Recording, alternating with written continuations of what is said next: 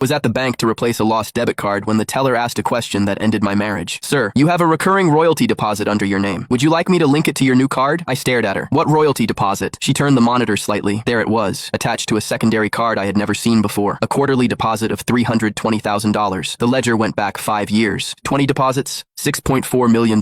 For a moment, the bank lobby went silent around me. I could still see my wife, Lauren, standing in my lab 5 years earlier with a stack of incorporation papers in her arms. You only know technology, she had said, smiling as she tapped the signature lines. Let me handle the business side. At the time, I was living on cold coffee and 18-hour design sessions. I barely read the documents. I trusted my wife. I signed where she pointed. After that, I became a special technical consultant at the company built on my own hardware designs. Lauren handled the finances. Lauren handled clients. Lauren handled licensing. Whenever I asked how Vesper Technologies was doing, she kissed my cheek and said, barely scraping by. Don't worry your brilliant little head about it. Every month, she gave me $1,200 for personal expenses and told me we had to be careful. Now I was looking at $320,000 every 3 months, quietly deposited under my name into an account I did not control. I took one slow breath. Link it to my new card, I told the teller, and route every future deposit directly into my personal checking account. 5 minutes later, it was done. By 7 that evening, I was standing in Lauren's home office, opening her laptop. It took 3 tries to guess the password. Her birthday. She had never been as careful as she thought. The emails told the story better than she ever could. 7 major licensing agreements, all based on my hardware designs, all signed through Vesper Technologies. The contracts called my patents company assets, but the signature line belonged to Lauren Evans, not me. I kept scrolling and found the second story, Kevin West. At first, his messages were professional. Licensing fees, foreign clients, investor introductions. Then they became warmer, then intimate. I found photos from Paris, Singapore, Dubai, Lauren leaning against him in hotel bars, her hand on his chest, smiling in a way she had not smiled at me in years. Every trip she had called investor relations had a different backdrop and the same man. 5 years of stolen work, 2 years of adultery, and all I had received was a monthly allowance and a pat on the shoulder. At 2 a.m.,